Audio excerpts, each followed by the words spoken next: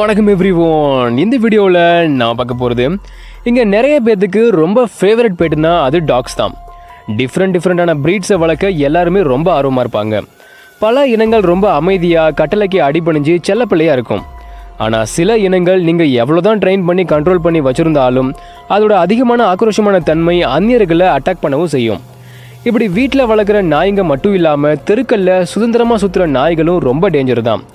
ஒரு வருஷத்தில் மட்டும் 45 லட்சம் நாய் கடிகளும் அதில் 8 லட்சம் கடிகள் ஹாஸ்பிட்டல் போகிற அளவுக்கு சிவியராகவும் இருக்கும். ஒரு வருஷத்தில் ஆயிரக்கணக்கான மக்கள் நாய்க்கடியால் இறக்குறாங்க. ஸோ இந்த வீடியோவில் அதிக இறப்புகளை ஏற்படுத்துகிற மனிதனுக்கு ரொம்பவும் ஆபத்தான டாப் 10 டாக்ஸ் தான் பார்க்க போகிறோம். வாங்க வீடியோக்குள்ளே போகலாம்.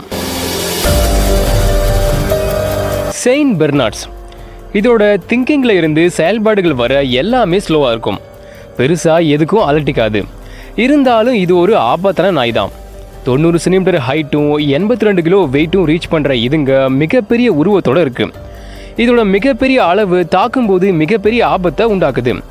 இந்த நாயை நீங்கள் பார்க்கும்போது பயப்படக்கூடாது. கண்ணை நேருக்கு நேர் பார்க்கக்கூடாது. ஒருவேளை பண்ணிட்டீங்கன்னா அங்கேருந்து ஓடக்கூடாது.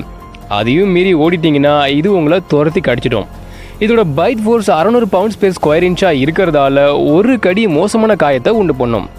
ஒரு அமெரிக்க ஆய்வு நிறுவனம் நாய்களை பற்றி 20 வருஷம் நடத்தின ஆய்வில் செயின்ட் பெர்னார்ட்ஸ் 7 கொலைகளை பண்ணி டாப் 10 டேஞ்சரஸ் டாக் பிரீட்ஸ் லிஸ்ட்டில் 10வது இடத்துல இருக்கு. கிரேட் 10. இது ஒரு மிகப்பெரிய நாய் இனம். பயப்படும் போதும் அச்சுறுத்தப்படும் போதும் ஆபத்தானதாக மாறுது. இதோட ஓனர் ரொம்ப எச்சரிக்கையாக இருந்தாலுமே இது மற்றவங்களை கடிக்கிறதுக்கான சான்சஸ் நிறைய இருக்குது. ஏன்னா இதை கட்டுப்படுத்துறது ரொம்ப கஷ்டம். வேட்டை நாய்களிலிருந்து உருவான இதுங்க அதிக வலிமைக்கு பேர் போனது. அதே நேரம் மென்மையான குறைந்த ஆக்கிரமிப்பை காட்டும். கிட்டத்தட்ட 80 சென்டிமீட்டர் ஹைட்டும் 80 கிலோ வெயிட்டும் ரீச் பண்ணுற இதுங்க ஒரு மிகப்பெரிய நாயாக இருக்குது. இதோட மிகப்பெரிய அளவு தான் மற்றவங்களுக்கு மிகப்பெரிய ஆபத்தாகவும் இருக்குது. நாய்கள்லேயே மிகப்பெரிய கோரைப்பற்கள் இதுங்களுக்கு இருக்குது. அந்த மிகப்பெரிய கோரைப்பல்லை யூஸ் பண்ணி 240 PSI பைட் ஃபோர்ஸில் கடிக்கும்போது சேதங்கள் மோசமாக இருக்கும். பின்னங்காலில் நிற்கும்போது மனிதனை விட உயரமாக இருக்கும். இதில் இது ஒரு மனிதனை தாக்குச்சுன்னா விளைவுகள் எப்படி இருக்குன்னு கொஞ்சம் யோசிச்சு பாருங்கள். அமெரிக்க நிறுவனம் நடத்தின 20 வருஷ ஆய்வில் 7 கொலைகளை பண்ணி டாப் 10 டேஞ்சரஸ் டாக்ஸ் லிஸ்ட்டில் 9வது இடத்துல இருக்கு. சீனாவில் இருந்து உருவான ஒரு குட்டி ஆட்டம் பாம் தான் இந்த சவ் சவ். பார்க்க கியூட்டாக இருக்குன்னு பக்கத்தில் போயிடாதீங்க.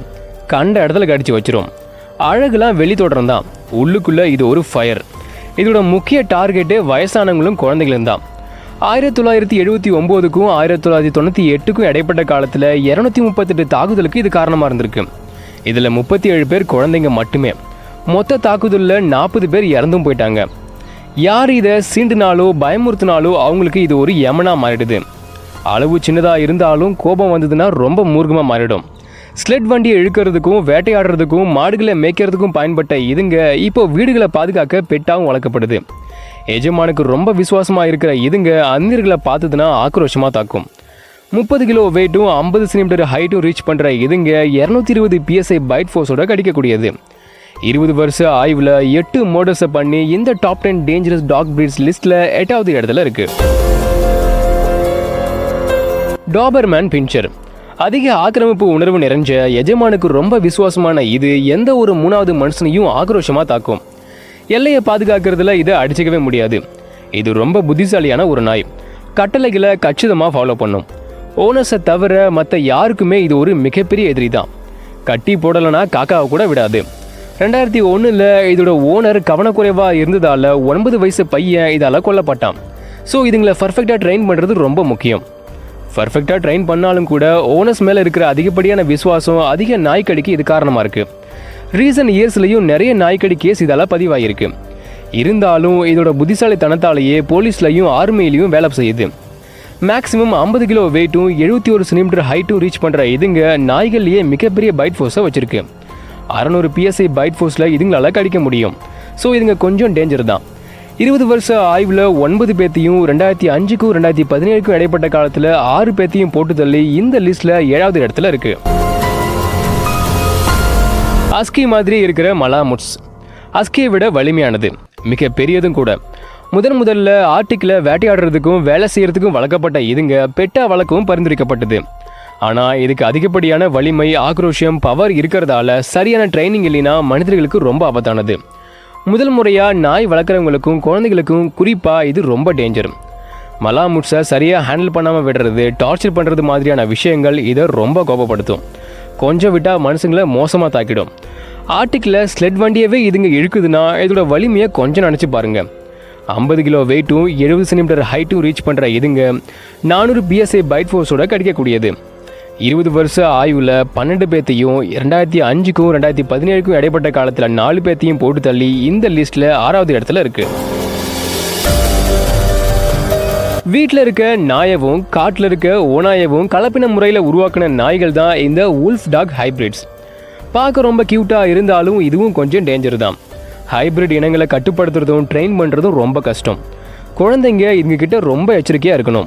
ஏன்னா ஓநாயோட கேரக்டருக்கு நெருக்கமாக இருக்கிறதால அதே அளவு ஆக்ரோஷம் இதுங்ககிட்டையும் இருக்கும். ஹஸ்கி மாதிரியே வீட்டில் இருந்து தப்பிக்கிறது தான் ஹைப்ரிட்ஸ் ட்ரை பண்ணணும். ஸோ இதுங்களை வளர்க்கவும் வேலி அமைக்கிறது தான் பெஸ்ட்டு. ஓநாயோட டிஎன்ஏவுக்கு ரொம்ப க்ளோஸாக இருக்கிறதால வீட்டை பாதுகாக்கிறதுக்கான ஒரு பெட்டாக இதை நம்மளால் வளர்க்க முடியாது. ஏன்னா ஓநாய்கள் மனிதர்களை பார்த்ததுன்னா பயமும் கூச்சமும் ஏற்படும். ஸோ ஹைப்ரிட்ஸும் புது மனுஷங்களை பார்த்தா விரட்டி அடிக்காமல் பார்த்து பயந்து பதுங்கிடும். இருந்தாலும் இதோட அதிகமான பயம் ஆக்ரோஷமாக மாறுறதால மனிதர்களை கடிச்சிடும். எப்போ எப்படி இருக்கும்னு இதை கணிக்கவே முடியாது.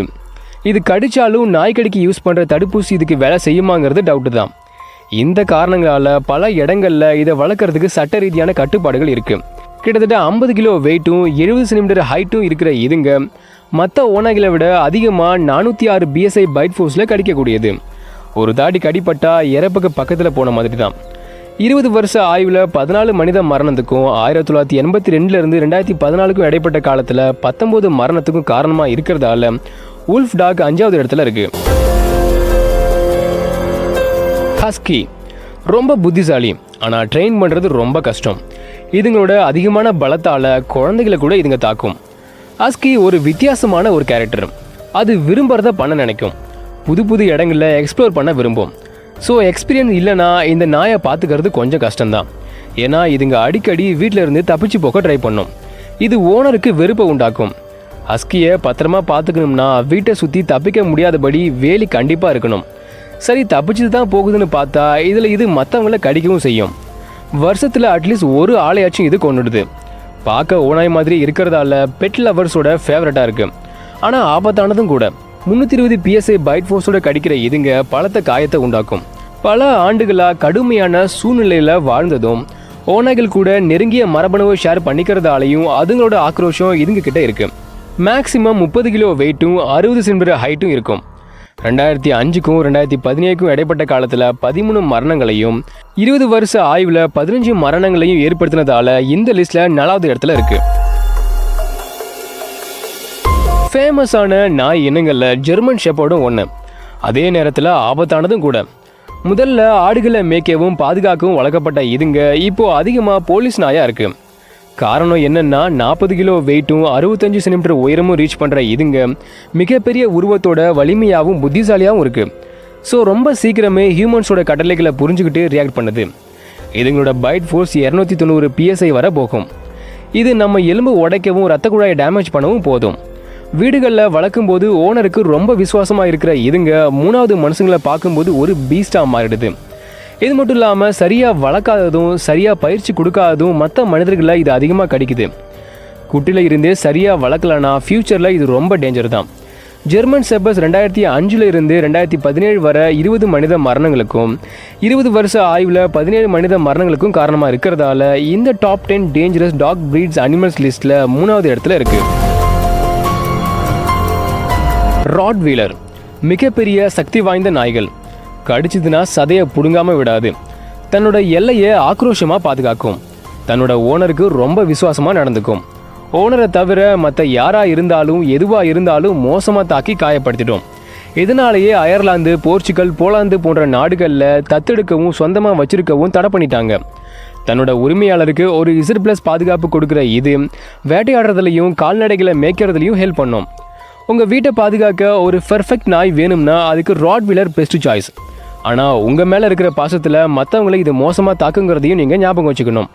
இதுங்க வலிமையான நாயாக மட்டும் இல்லாமல் புத்திசாலியாகவும் இருக்குது. ஈஸியாக இதுங்களை ட்ரெயின் பண்ணலாம். குறுகிய டைம்லேயே ரொம்ப ஃபாஸ்ட்டாக நம்மளோட சைகைகளை புரிஞ்சுக்கும். மேக்ஸிமம் 50 கிலோ வெயிட்டும் 70 சென்டிமீட்டர் உயரமும் ரீச் பண்ணுற இதுங்க 328 PSI பைட் ஃபோர்ஸோட கடிக்கக்கூடியது. இந்த பைட் ஃபோர்ஸோட கடிக்கும்போது நம்ம கையெலம்பே உடஞ்சிரும். இப்படி இருக்கும்போது தன்னோட குடும்பத்தையும் எல்லையையும் இது மூர்க்கமாக பாதுகாக்கிறதால ஓனரை தவிர மற்றவங்கள இது மோசமாக கடிக்குது. இதனாலேயே 2005 2017 47 மனிதர்களை கொன்னோம். ஆராய்ச்சி நிறுவனத்தோட 20 வருஷ ஆய்வுலையும் 39 பேரை கொன்னோம். இந்த லிஸ்ட்ல செகண்ட் பிளேஸ்ல இருக்கு. அமெரிக்கன் பிட்புல் உலகத்தோட ரொம்ப மோசமான ஆபத்தான நாய்களில் முதல் இடத்துல இருக்கு. மேக்ஸிமம் 40 கிலோ வெயிட்டும் 50 சென்டிமீட்டர் நீளமும் வளர்ற இதுங்க ஒரு பவர் சோர்ஸ்னு சொல்லலாம். அதிக தசை அடர்த்தியோட வலிமையாக இருக்க இதுங்களோட ஆக்ரோஷத்தை அடிச்சுக்கவே முடியாது. 19ஆம் நூற்றாண்டோட ஸ்டார்டிங்கில் டெரர் இனத்தையும் புல்டாக்ஸ் இனத்தையும் சேர்த்து உருவானது தான் இந்த பிட்புல்ஸ். 19ஆவது நூற்றாண்டோட கடைசியில் வட அமெரிக்காவில் உருவான இதுங்க அதிக வலிமை காரணமாகவே சட்டவிரோத நாய் சண்டைகளில் ஈடுபடுத்தப்பட்டது. அந்த அளவுக்கு வலிமையான ஆக்ரோஷமான நாய்களாக இருந்தது. சரி, நாய் சண்டையில் தான் பலத்தை காட்டுச்சுன்னு பார்த்தா போக போக மனிதர்களையும் அதிகமாக தாக்க ஆரம்பிச்சுது. பிட்புல்ஸ் ஆக்கிரமிப்பு உணர்வு நிறைஞ்ச ஆபத்தான நாய்ங்கிறதால அதோட வழியில் யார் வந்தாலும் மோசமாக தாக்கும். தன்னோட இடத்த மூர்க்கமாக பாதுகாக்கும். 2005க்கும் 2017க்கும் இடைப்பட்ட காலத்தில் அமெரிக்காவில் 433 அமெரிக்கர்கள் நாய்களால் இறந்திருக்காங்க. இதில் பாதிக்கும் மேற்பட்ட மரணங்கள், அதாவது 284 மரணங்கள் பிட்புல்ஸால் மட்டுமே ஏற்பட்டிருக்கு. கிட்டத்தட்ட 66% நாய்க்கடிக்கும் 22% இறப்புக்கும் பிட்புல்ஸ் ஒரு முக்கிய காரணமாக இருக்குது. 20 வருஷ ஆய்வுலையும் 66 சம்பவங்களை பண்ணி பிட்புல்ஸ் ஃபர்ஸ்ட் பிளேஸில் இருக்குது. குழந்தைகளும் வயசானவங்களும் தான் இதால் அதிகமாக பாதிக்கப்பட்டிருக்காங்க. இதனால் பல நாடுகளில் இதை தடை பண்ணிட்டாங்க. இதோட பைட் ஃபோர்ஸ் 235 PSI இருக்கிறதால சேதம் அதிகமாக இருக்கும். ஸோ இந்த லிஸ்ட்டில் ஃபர்ஸ்ட் பிளேஸில் இருக்குது. ஆனாலுமே குட்டியில் இருந்தே முறையான ட்ரைனிங் கொடுக்கும்போது அமைதியான பிட்புல் நாய்களும் உருவாக்கும். ஓகே, இதோட இந்த வீடியோவை முடிக்கிறது நான் உங்கள் ஆர்கே. இந்த வீடியோ பிடிச்சி லைக் பண்ணுங்கள், ஷேர் பண்ணுங்கள். இந்த லிஸ்ட்டில் எந்த நாய் இனத்தால் நீங்கள் அதிகமாக பாதிக்கப்பட்டீங்கிறதையும் இந்த வீடியோவை பற்றியும் உங்களோட கருத்துக்கள் என்ன அப்படின்னு கமெண்ட் பண்ணுங்கள். மறக்காம பாய் சேனலுக்கு சப்ஸ்கிரைப் பண்ணுங்கள். நெக்ஸ்ட் வீடியோவில் மீட் பண்ணலாம். தேங்க்யூ.